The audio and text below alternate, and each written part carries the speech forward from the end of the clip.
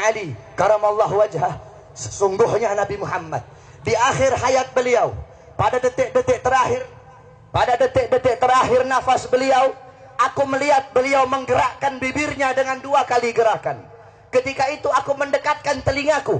Ketika aku mendekatkan telingaku, aku mendengar beliau berkata, ummati, ummati, kata beliau. Ketika itu saudara-saudara, ketika itu Allah berkata kepada Jibril, wahai Jibril, engkau turun, beritahu kepada Muhammad bahwasanya aku memberikan kepada dia 2 pilihan.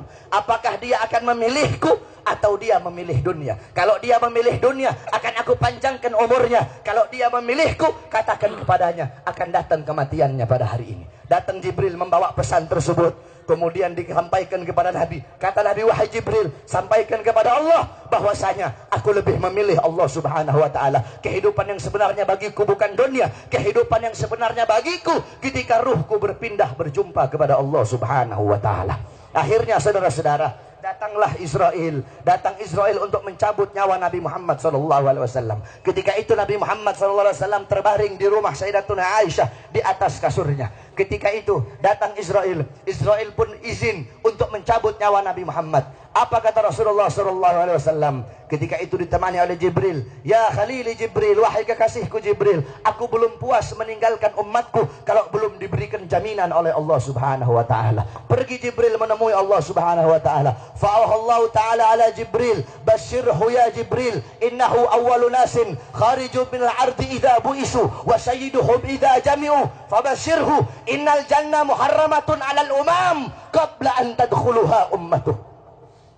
Wahai Jibril, sampaikan kepada Muhammad, dia manusia yang pertama kali akan aku bangkitkan di hari kiamat dan menjadi manusia yang memimpin seluruh manusia kelak pada hari kiamat. Dan sampaikan kepadanya jaminan dariku bahwasanya sorga aku haramkan untuk dimasuki oleh siapapun sebelum sorga dimasuki oleh umatnya. Ini jaminan dariku wahai Jibril. Nabi Muhammad pada saat detik-detik terakhir nafasnya tidak memikirkan diri beliau, keluarga beliau, anak cucu beliau. Yang beliau pikirkan kalian sebagai umat, saudara-saudara. Apakah cukup sampai di situ? Tidak, tidak cukup sampai di situ. Dicabut nyawanya Nabi. Dicabut nyawanya Nabi. Ketika dicabut nyawa Nabi Muhammad, Nabi mendesah. Ketika dicabut nyawa, Nabi berlirih. Ah, kata Nabi. Dicabut lagi nyawa Nabi. Nabi berkata, ah.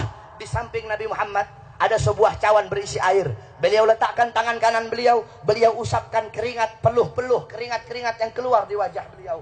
Beliau berkata, ya Khalili Israel, wahai kekasihku Israel, apakah seperti ini rasa sakit dicabut nyawa wahai Israel? Saudara-saudara, Nabi Muhammad yang sholat sampai kakinya bengkak, Nabi Muhammad yang sholat sampai kakinya keluar nanah, merasakan sakit ketika dicabut nyawa. Bagaimana dengan orang-orang yang lalai dari sholatnya, saudara-saudara?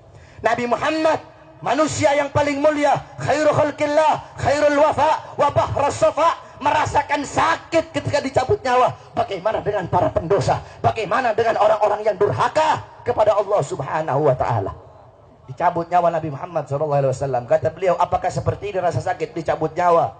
Kemudian Israel pun berkata, iya ya Rasulullah, seperti inilah rasa sakit dicabut nyawa. Kemudian Israel berkata, Rasulullah berkata, wahai Israel, apakah rasa sakit seperti ini juga yang nanti akan dialami oleh umatku? Apa kata Israel? Iya ya Rasulullah, rasa sakit seperti inilah yang nanti akan dialami oleh umatmu. Mendengar itu Nabi Muhammad menangis. Itu tangisan terakhir Nabi Muhammad. Itu tangisan air matanya Nabi yang terakhir sebelum beliau wafat. Beliau mengangkat tangan, doa terakhirnya Nabi, harapan terakhirnya Nabi, doa yang menutupi kepergian Nabi Muhammad, doa yang menutupi wafatnya Nabi Muhammad.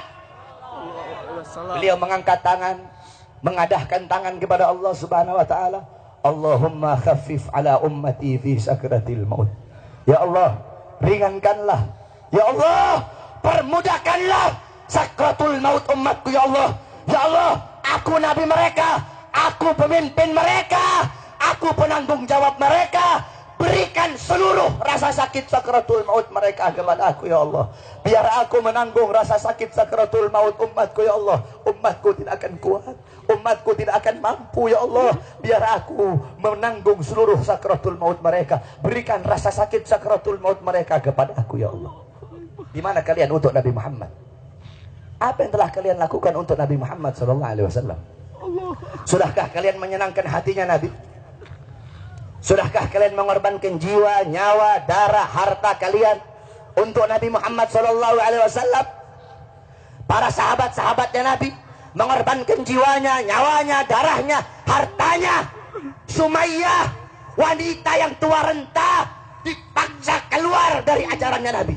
Dikubur setengah badan, ditombak, keluar isi perutnya, dicambuk. Hei Sumayyah, keluar kamu dari ajaran Nabi.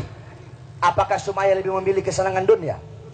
Apakah Sumayyah lebih memilih kebebasan dunia? Sumayyah lebih memilih mati daripada harus meninggalkan ajaran Nabi Muhammad. Allahu Akbar. Bilal ibn Rabah dikasih batu yang besar, dicambuk, dipaksa keluar, dipaksa meninggalkan Nabi, meninggalkan syariat Nabi, meninggalkan Al-Qur'annya Nabi.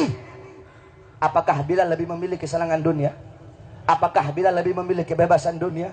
Apa kata Bilal? Walaupun tubuhku dipotong-potong menjadi bagian-bagian yang kecil untuk menghentikan kecintaanku kepada Nabi, dengan dipotong-potong tidak akan berhenti kecintaanku, malah dengan dipotong-potong hanya akan menambahkan kecintaanku kepada baginda Nabi besar. Allahu Akbar.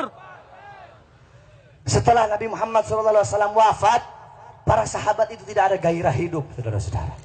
Ada seorang wanita yang dimana galat li Aisyah, ya Aisyah, ikshif li gabrin Nabi. Wahai Aisyah, hingkapkan, bukakan bagiku kuburnya Nabi.